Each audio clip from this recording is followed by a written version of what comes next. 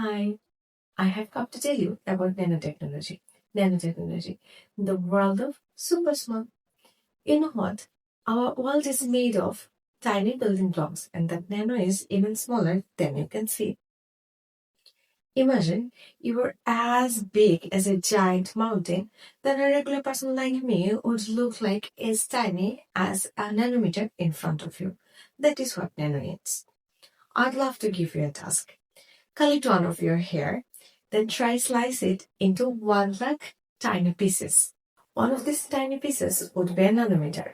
Everything in the world, for instance, toys, pasta, books, even you and your parents, is made of tiny building blocks called atom. We can't even see them with our bare eyes. Scientists use a technology called nanotechnology, some special tools to move these tiny little blocks to create some amazing new things.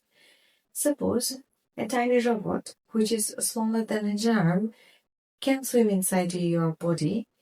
You even do not notice it, do not feel it, but it can fix your boo boo. That's what nanodoctors are working on. Nanotechnology is a technology where tiny things can do big jobs. Thank you everyone. এটা হচ্ছে একটা ছোট্ট script nano টেকনোলজির উপরে। আমরা যখন উপস্থিত বক্তৃতা প্র্যাকটিস করব তখন আমরা এমন কিছু টপিক চুজ করব যেগুলো হচ্ছে আমরা সচরাচর প্র্যাকটিস করি না।